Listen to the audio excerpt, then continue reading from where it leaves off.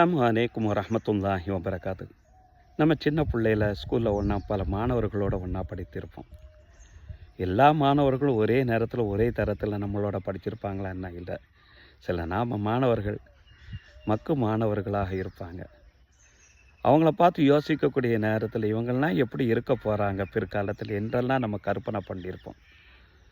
சில காலம் கழித்து அவர்களை சந்திக்கக்கூடிய நேரத்தில் நம்மளை காட்டிலும் உயர்ந்த ஒரு உச்சமான ஒரு இடத்துல அவங்க இருக்கக்கூடிய அந்த சூழ்நிலை பார்க்கல ஆச்சரியப்பட்டு, எப்படிரா உன்னால் இதெல்லாம் எப்படி சாத்தியமாச்சு என்ற ஆச்சரியமாக நம்ம கேட்போம். இது யதார்த்தமாக நடக்கக்கூடிய ஒரு விஷயந்தான். யாரை எந்த நேரத்தில் எந்த சூழ்நிலையும் குறைத்து மதிப்பிடக்கூடாது என்பதற்காக நம் கண் முன்னால் இருக்கக்கூடிய அற்புதமான உதாரணம்தான் இவைகள். பொதுவாக ஆழி பேரலைகள் உலகத்தில் எல்லாத்தையுமே அழிக்கக்கூடியது தான்.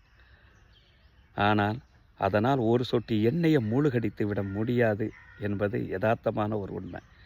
அதனால் தான் யாரை எந்த சூழ்நிலை குறைத்து மதிப்பிடக்கூடாது.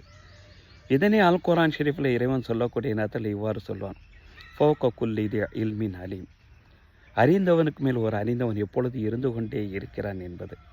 நம்ம நினைக்கிற அறிவுங்கிறது வெறும் படிப்பில் மட்டும்தான் இருக்கிறது என்பது. நம்ம கூட இருக்கக்கூடிய மாணவர்கள் அனுபவத்தின் மூலமாக கூட அது நடக்கும் என்பதை யதார்த்தமாக நம் கண் முன்னால் எடுத்து காட்டிக்கொண்டே இருக்கிறார்கள்.